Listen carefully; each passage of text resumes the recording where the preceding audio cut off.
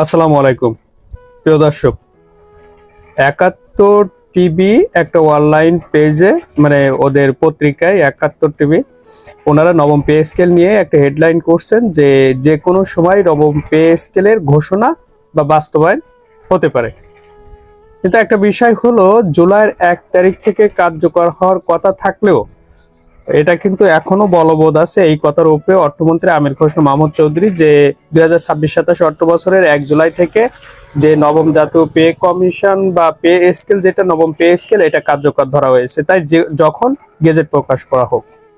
এখন একটা বিষয় হলো, উচ্চ পর্যায়ে যে ১০ সদস্যের একটা কমিটি করা হয়েছিল, সচিব কমিটি, এইখানে সচিব কমিটি তাদের চূড়ান্ত যে প্রতিবেদন বা সুপারিশমালা, এখানে সকলেই সিগনেচার করেছেন বা সই করেছেন, স্বাক্ষর করেছেন ও মন্ত্রিসভায় প্রেরণের জন্য। আপনারা জানেন যে এখান থেকে এই সপ্তাহের প্রথম দিকে এটা সই করা হলেও এখনো কিন্তু সেটা মন্ত্রিসভায় উপস্থাপন হয় নাই। এটার কারণ কি? সরকার তার নির্দিষ্ট সময়ের ভিতরে এটা বাস্তবায়ন করতে চায়, কিন্তু আর্থিক সক্ষমতা, কারিগরি ত্রুটি বা প্রশাসনিক জটিলতা বিভিন্ন বিষয় থাকতে পারে, এটা আলাদা বিষয়। কিন্তু একটা বিষয় সিগনেচার হওয়ার পরও কেন মন্ত্রিসভায় উপস্থাপন হয়নি?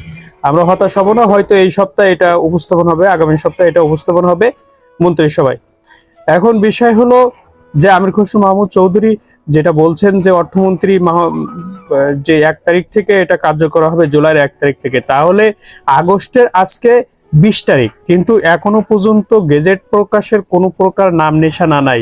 কারণ চূড়ান্ত সুপারিশ এখনো তো মন্ত্রিসভায় উপস্থাপন হয়নি। তাহলে এটা গেজেট প্রকাশেও তো আর একটু সময় লাগবে। তাহলে কেন এই দেরিটা করা হচ্ছে বা সময় ক্ষেপণ করা হচ্ছে, এটা বুঝতেছে না। শ্রমিক কর্মচারীরা আপনার শতভাগ বেতন বৃদ্ধিতে একটু অসন্তোষ প্রকাশ করছে, কারণ তাদের দাবি হলো ২০,০০০ টাকা, সর্বনিম্ন ২০,০০০ টাকা তাদের বেতন হতে হবে। কিন্তু এই জায়গাটা আসলে ক্লিয়ার হচ্ছে না, সর্বনিম্ন ২০,০০০ টাকা।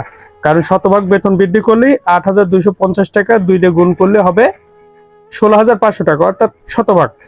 কিন্তু এখানে তাদের আশা আকাঙ্ক্ষা পূরণ হচ্ছে না।